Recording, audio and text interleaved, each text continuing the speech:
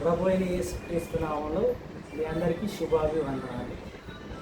మరి ప్రభు నామంన మరి 100 వీడియోలు మరి కంప్లీట్ అయ్యాయి. మరి సువార్త వీడియోలు దేవునికి మహిమ కలుగును గాక. అదేవిధంగా మరి కళ్ళు మూసుకుందాం, ప్రార్థించుకుందాం. స్తోత్రం నాయన, పరిశుద్ధుడా, మహోన్నతుడ, సర్వోన్నతమైన దేవ, కృపగల తండ్రి నాయన ప్రభువా, మరి 100 వీడియోలు కంప్లీట్ అయినాయి తండ్రి. ప్రభువా, నీ బిడ్డలు మరి వాక్యాన్ని పట్టు మరి చూసేటట్టు సహాయం చేయతండి. మరి నేనైతే నా పని నేను వదులుతలే తండ్రి. మరి సువార్తను ఇంకా ప్రకటిస్తూ ఉన్నాను, ఇంకా బలంగా ప్రకటించేటట్టు మంచి జ్ఞానాన్ని దయచేయమని అడుగుతున్నాను. అదేవిధంగా మరి ఇంకెవరైతే ఉన్నారో సబ్స్క్రైబర్స్ ప్రభువా, వాళ్ళందరినీ ముట్టి మరి ప్రభువా బలపరచండి. అదేవిధంగా ప్రభువా, మరి ఆరాధనలో కానీ మరి ప్రార్థనలో కానీ వాక్యంలో కానీ ముందుకెళ్ళేటట్టు నీ పరిశుద్ధాత్మ ఆత్మశక్తి కొలది మేము ముందుకెళ్ళేటట్టు సహాయం చేయమని నజరేయుడైన యేసు నామములో అడుగుతున్నాం పరమ తండ్రి. ఆమేన్, ఆమేన్.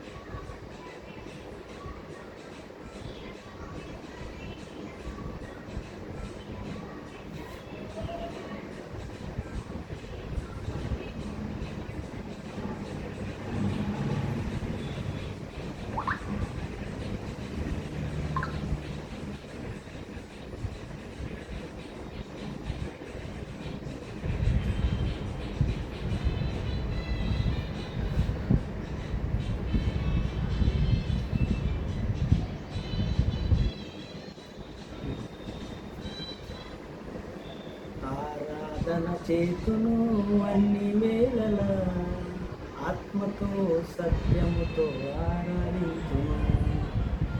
ఆరాధన చేతును అన్ని వేళల ఆత్మతో సత్యముతో ఆరాధించును. నా ప్రాణప్రియుడు యేసయ్యకు కన్న తండ్రి నా యేసుకు స్తుతి స్తుతి స్తుతి స్తుతి ఆరాధన. హల్లెలూయా హల్లెలూయా ఆరాధన. స్తుతి స్తుతి స్తుతి స్తుతి ఆరాధన. హల్లెలూయా హల్లెలూయా ఆరాధన.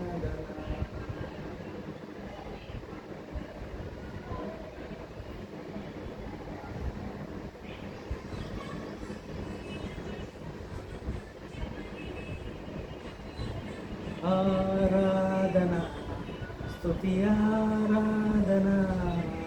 ఆరాధన స్తుతి ఆరాధన. నీ వంటి వారు ఒక్కరును లేరు, నీవే అతిశ్రేష్ఠుడా. భూతల గణము నిత్యము కొలిచే నీవే పరిశోధుడా. నిన్న నేడు మారని ఆరాధన స్తుతి ఆరాధన. ఆరాధన స్తుతి ఆరాధన. అబ్రహాము ఇసాకులు బలి ఇచ్చిన ఆరాధన, రాళ్లతో చంపబడిన స్టెఫను వలె ఆరాధన. అబ్రహాము ఇసాకులు ఇచ్చిన ఆరాధన, రాళ్లతో చంపబడిన స్టెఫను వలె ఆరాధన. ఆరాధన స్తుతి ఆరాధన. ఆరాధన స్తుతి ఆరాధన. 10,000లోన అతి సుందరుడా నీకే ఆరాధన. ఇక పరములోన అక్షనుడియుడా నీకే సాటెవ్వరు, నిన్న నేడు మారని. ఆరాధన స్తుతి ఆరాధన, ఆరాధన స్తుతి ఆరాధన. దానియేలు సింహపు బోనులో చేసిన ఆరాధన, వీధులో నాట్యమాడిన దావీదు ఆరాధన. దానియేలు సింహపు బోనులో చేసిన ఆరాధన, వీధులో నాట్యమాడిన దావీదు ఆరాధన. ఆరాధన స్తుతి ఆరాధన, ఆరాధన స్తుతి ఆరాధన. నీ వంటి వారు ఒక్కరును లేరు, నీవే అతిశ్రేష్ఠుడా. దూతల గణములు నిత్యము కొలిచే నీవే పరిశుద్ధుడా, నిన్న నేడు మారని. ఆరాధన స్తుతి ఆరాధన, ఆరాధన స్తుతి ఆరాధన.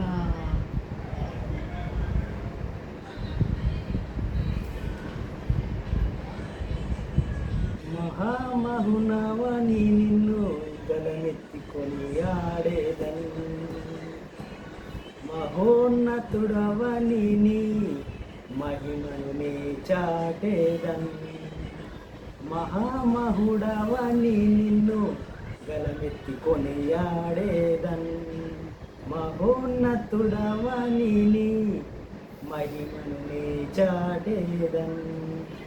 ఆపత్కాలములో నమ్మదగిన నజరేయుడా, ఆశ్చర్య కార్యములు జరిగించు అద్వితీయుడా. నిన్నే కీర్తింతును, నిన్నే గణపరుతును. యేసునికే ఆరాధన, నా తండ్రి నీకే ఆరాధన. యేసునికే ఆరాధన, నా తండ్రి నీకే ఆరాధన. నా యజమానుడా విజయశీలుడా, ప్రేమపూర్ణుడా, నా ఆరాధ్యుడా. నా యజమానుడా విజయశీలుడా, ప్రేమపూర్ణుడా, నా ఆరాధ్యుడా. మహోమహుడవని నిన్ను గలమెత్తికొని ఆడేదని, మహోన్నతుడవని నీ మహిమను నే చాటేదని. ఆపత్కాలములో నజరేయుడా, వారి సత్వములో ఉన్న నీ ప్రజలు వారి కష్టములు నిన్ను చేరగా. వారి సత్వములు ఉన్న నీ ప్రజలు వారి కష్టములు నిన్ను చేరగా.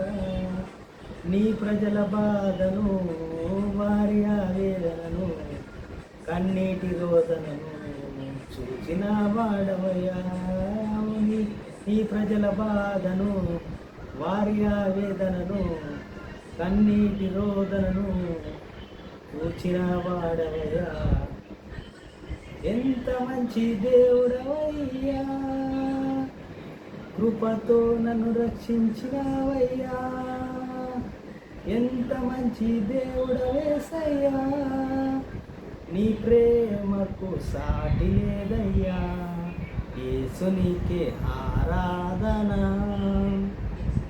నా తండ్రి నీకే ఆరాధన. అంధకారంలో ఉన్న నన్ను నీవు అనేకులకు నీ వెలుగు వెలుగుగా మార్చితివి. అంధకారముల ఉన్న నిన్ను నీవు అనేకులకు నీ వెలుగుగా మార్చితివి. ఇంతగా నన్ను హెచ్చించుటకు దీవించుటకు ఏ పాటి వాడను, నీ వంటి దేవుడు లేడయ్యా. ఘనతతో ఇచ్చినవయ్యా, నీ వంటి దేవుడు ఎవరయ్యా. నీ సంకల్పం ఎంతో గొప్పదయ్యా. యేసునికే ఆరాధనా, నా తండ్రి నీకే ఆరాధన. ఆమేన్. కళ్ళు మూసుకుందాం, ప్రార్థించుకుందాం. స్తోత్రం స్తోత్రం నాయన, పరిశుద్ధుడా, మహోన్నతుడా, సర్వోన్నతమైన దేవ, కృపగల తండ్రి నాయన ప్రభువ, మరి ఇచ్చిన సమయానికి ప్రభువ నీకు 1000 కోట్ల వందనాలు తండ్రి. అదేవిధంగా మరి వాక్యంలోకి వెళ్తున్నాం తండ్రి. మరి వాక్యంలో ప్రభువ నీ పరిశుద్ధాత్మ చేత మేము నడిచేటట్టు ప్రభువ, నీ జ్ఞానాన్ని కొలది నడిచేటట్టు ప్రభువ, మంచి జ్ఞానాన్ని దాయిచ్చేయమని నజరేయుడైన యేసు నామములో అడుగుతున్నాం పరమ తండ్రి. ఆమేన్ ఆమేన్. ప్రభు అయిన యేసుక్రీస్తు నామములో మీ అందరికీ వందనాలు. మరి అదేవిధంగా ఈరోజు మట్టల ఆదివారం గురించి మనము మాట్లాడుకుందాం. మరి మట్టల ఆదివారం అంటే ఏంటి? మరి ప్రభు అయిన యేసుక్రీస్తు వారు గాడిద మీద ఎందుకు ఎక్కారు, మరి గాడిద మీద ఎందుకు ఊరేగింపు చేశారంటే దాని మరి వాక్యానుసారంగా మాట్లాడుకుందాం.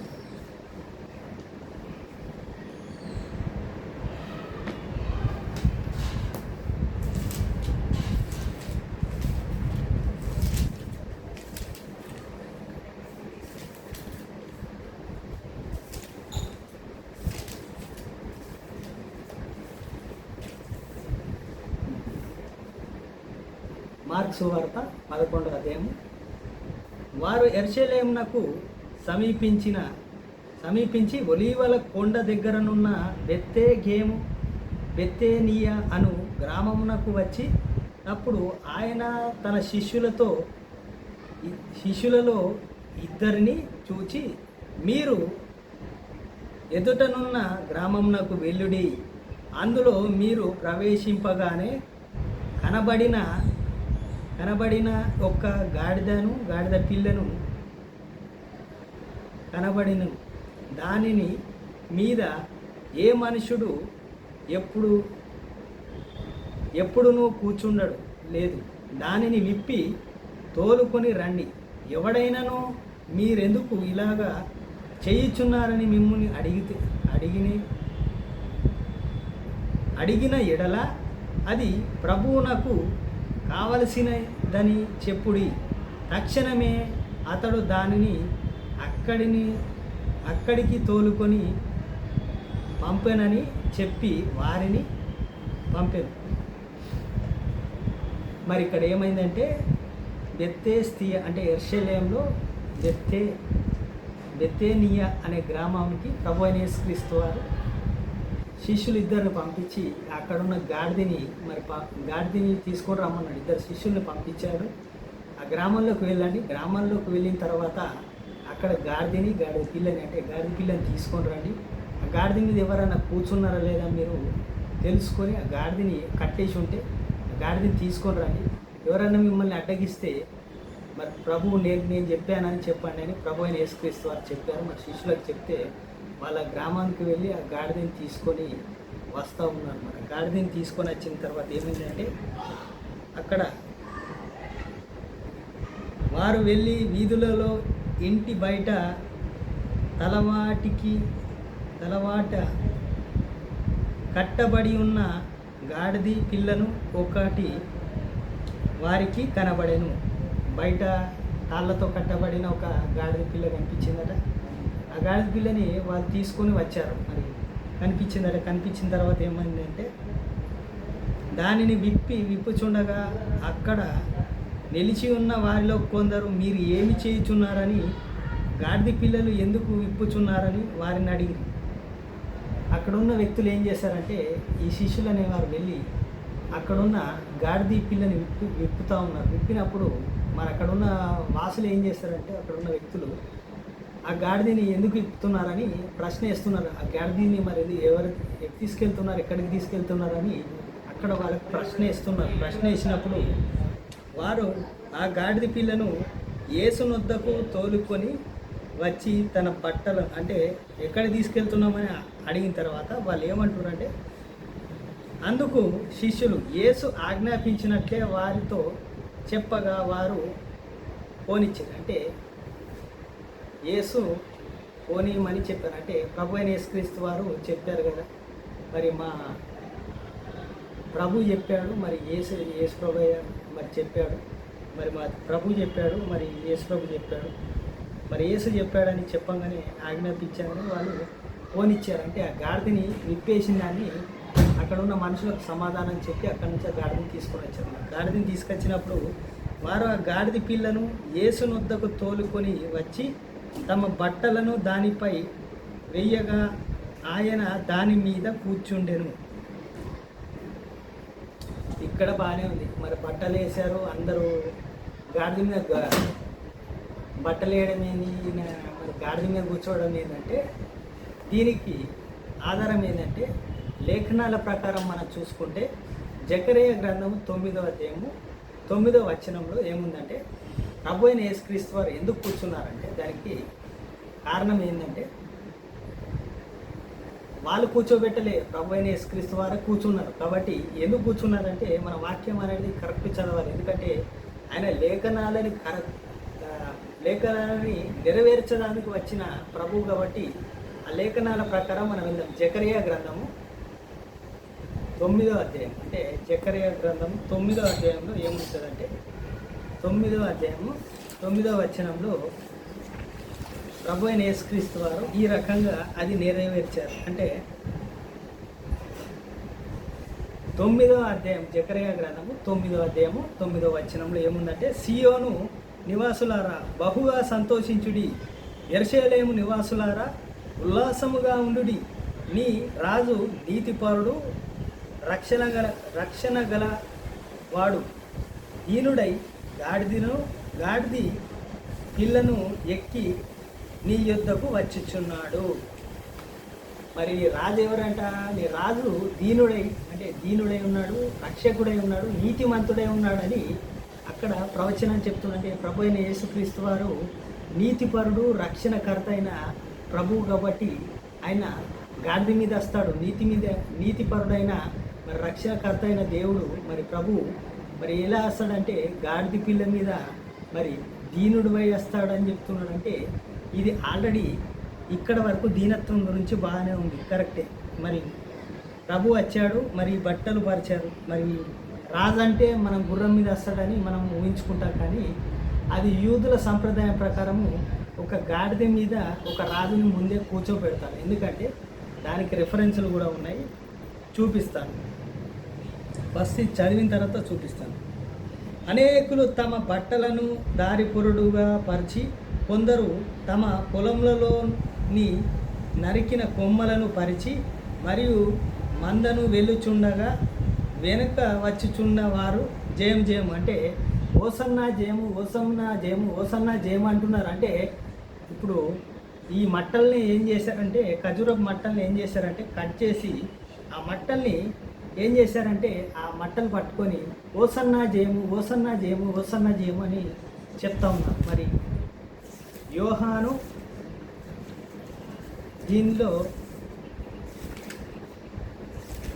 యోహాన్లో చూడండి, యోహాన్లో 12వ అధ్యాయంలో 12వ అధ్యాయం 13వ వచనం నుంచి మనం చూద్దాం. 13వ వచనంలో బాగుంటుంది.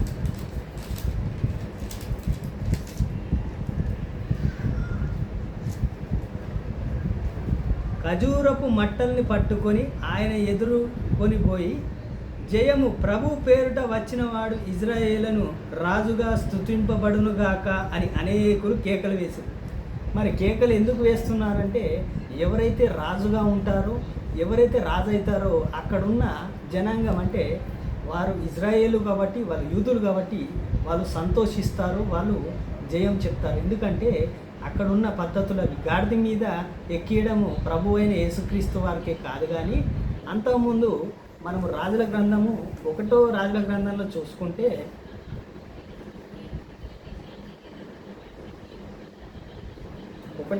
ఒకటో రాజుల గ్రంథంలో మనం చూసుకుంటే ఏముంటుందంటే 1వ రాజుల గ్రంథంలో 38 నుంచి నేను చదువుతా, 38వ వచనం నుంచి చదువుతూ ఉంటాను. కాబట్టి యాజకుడైన సోదోను, ప్రవక్త అయిన నాతానును, యెహోయూద కుమారుడైన బెన్యయేను, కెరేతీయును, పేలేనీయులను రాజైన దావీదు కంచరగాడి మీద సొలొమోనును ఎక్కించి గోనెను గిన్నోన్నకు తీసుకొని రాగా, యాజకుడైన సోదోనుకు గుడారములలో నుండి తైలమును కొమ్మును తెచ్చి సొలొమోనును పట్టాభిషేకం చేసి, అప్పుడు వారు బాకా ఊదగా కూడిన జనులందరూ రాజైన సొలొమోనును చిరంజీవును అవునుగాక అని కేకలు వేసిరి. అంటే ఇక్కడ మనం అర్థం ఏం చేసుకోవాలంటే, ప్రభు అయిన యేసుక్రీస్తు వారికి పట్టాభిషేకము చేసినట్టుగా, అంటే సొలొమోను రాజు అంటే దావీదు కుమారుడైన సొలొమోను రాజుకి కంచర గాడిద మీద తన కుమారుణ్ణి ఎక్కించిన తర్వాత మరి పట్టాభిషేకం చేసిన తర్వాత కూడా మరి ఏమైందంటే, మరి పట్టాభిషేకం చేశారు, మరి తైలం పూశారు. మరి చేసిన తర్వాత ఏమైందంటే ఆయనను ఒక రాజుగా నియమించారు. అంటే ఇది యూదుల ఒక్క సంప్రదాయం. మరి ప్రభు అయిన యేసుక్రీస్తు వారు ఎందుకు వచ్చారంటే మన కొరకు వచ్చారు. అంటే ఇది యూదుల సంప్రదాయమే, కానీ అక్కడున్న ప్రజల్ని ఫస్ట్ మార్చాలి కాబట్టి రక్షకుడుగా వచ్చాడు ఆయన. అందుకని జకరియా గ్రంథంలో చెప్పినట్టు ఆయన రక్షకుడుగా వచ్చాడు, రాజుగా వచ్చాడు, దీనుడై వచ్చాడు. అందుకని ఆయనని గాడిద మీద ఆయన ఈ వాక్యానుసారంగా వెళ్తూ ఉన్నాడు. అంటే తండ్రి యొక్క మాటని, అంటే తండ్రి యొక్క చిత్తాన్ని నెరవేర్చడానికి ప్రభు అయిన యేసుక్రీస్తు వారు వచ్చారు. మనము వాక్యాన్ని సరిగా చదవక వీళ్ళందరూ ఒకటే అని మనం అనుకుంటాం, కానీ ప్రభు అయిన యేసుక్రీస్తు వారు కుమారుడు, తండ్రి ఉంటాడు.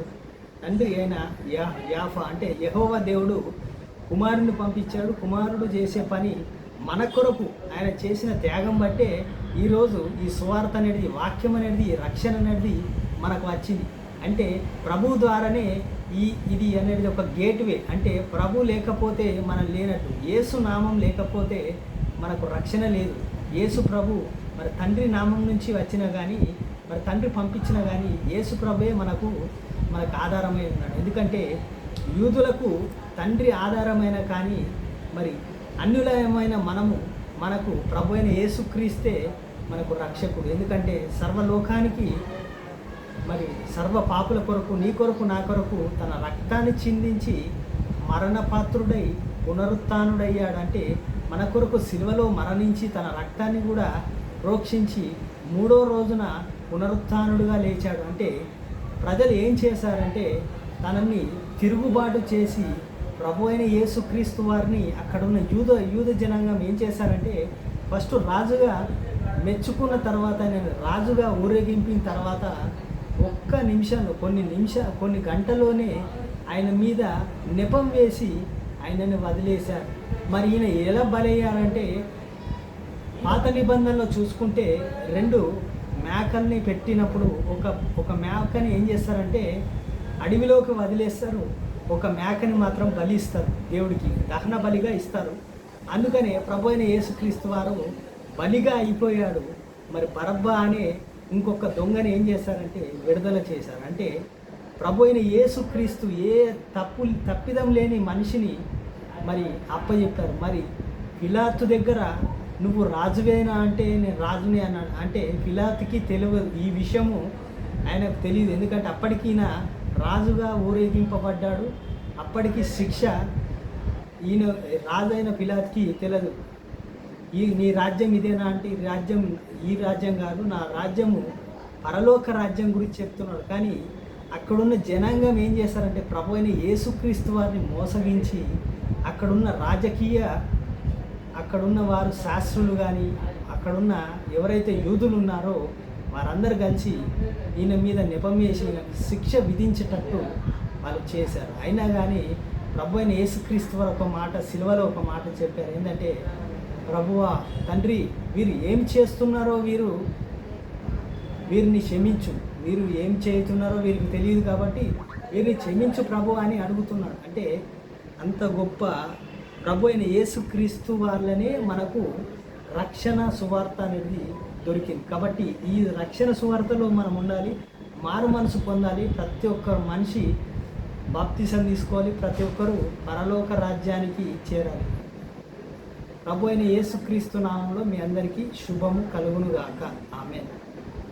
కన్ను మూసుకొని ప్రార్థించుకుందాం. స్తోత్రం స్తోత్రం నాయన, పరిశుద్ధుడా మహోన్నతుడా ప్రభువా, మరి చెప్పిన వాక్యం ద్వారా ప్రభువా, మరి ఎవరైతే ఇంకా మరి ప్రభు యొక్క త్యాగాన్ని, ప్రభు యొక్క రక్తాన్ని, ప్రభువా నీ శరీరాన్ని, నీ రక్తాన్ని ప్రభువాను బలి అయ్యావు తండ్రి. మరి నాయన మా కొరకు బలి అయ్యావు తండ్రి. మరి వాళ్ళు ఇంకా జ్ఞాపకం చేసుకుంటే బాగుంటుంది ప్రభువా. మరి తెలుసుకొని ఎవరైతే మారు మనసు పొందలేవో వారందరం మారు మనసు పొందేటట్టు, బిడ్డలందరికీ మంచి మారు మనసుటట్టు సహాయం చేస్తారు. ఇహలోక ఆశల కొరకు, ఇహలోక మరి ఏదో అసలు ఈ లోకంలో మరి గవర్నమెంట్ ద్వారా మరి ఏదో ఆశిస్తామని కాదు, కానీ నువ్వున్న ప్రభువా, మరి నీ రాజ్యాంగంలో ప్రభువా, పరలోక రాజ్యంలో మాకు ఏం దొరుకుతుందని మేము ఆశించేటట్టు సహాయం చేయాలి తండ్రి.